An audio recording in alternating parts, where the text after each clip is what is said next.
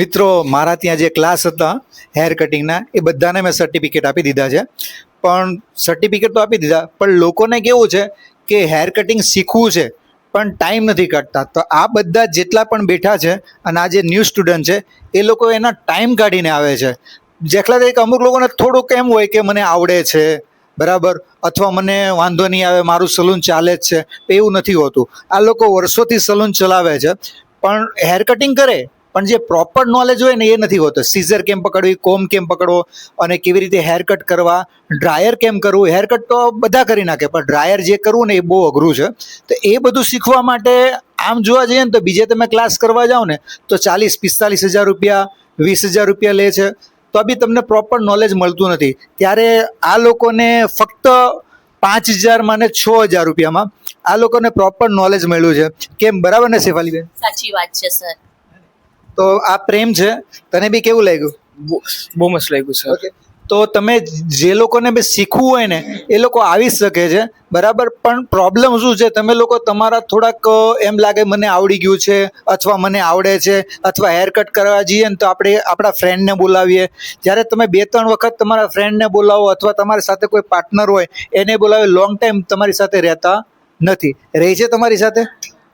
કોઈની સાથે રહેતા નથી લોંગ ટાઈમ. તો તમારે આજ પછી 5 વર્ષ પછી બી તમારે હેર કટિંગ શીખવા જ પડે છે.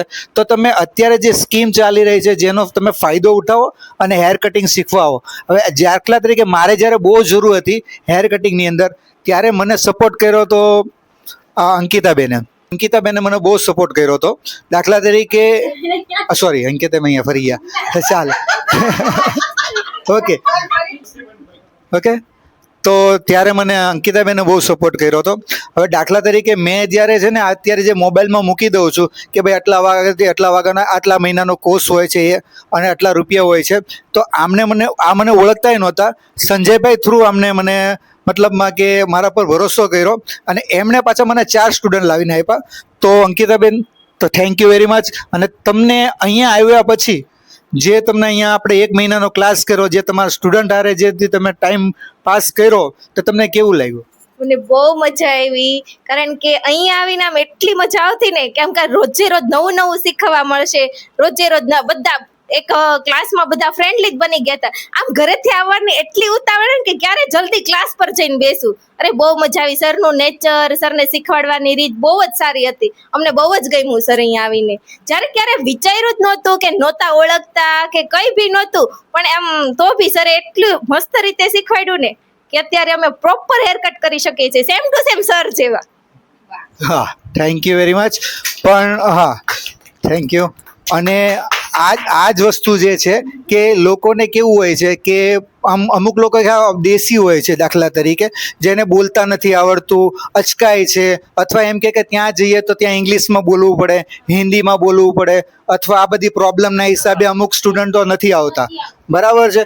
તો તમે એવું બિલકુલ વિચારો નહીં અને તમે તમને જે તમારી ભાષામાં તમને જે લાગે ને એ ભાષામાં હું શીખવાડીશ. ત્યારે અમુક લોકો કેવું હોય છે કે અમુક ક્લાયન્ટ એવું જ વિચારી લે છે કે મને ઇંગ્લિશ નથી આવડતું તો હેર કટિંગ હા એવી રીતે લાગે છે. અથવા પછી એમ લાગે કે ભાઈ ત્યાં જઈશ તો મારા કપડાના કે મારા હાવભાવ હા હાવભાવથી જજ કરે.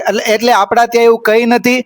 સિમ્પલ ને સોબલ તમારે એ આવવાનું છે. તમારે 1 મહિનાનો ક્લાસ છે અને મસ્ત તમને શીખવા મળશે. બરાબર છે? બીજું અમારા મિતાલીબેન 2 શબ્દ બોલશે. બોલ, 2 શબ્દ ન બોલતી.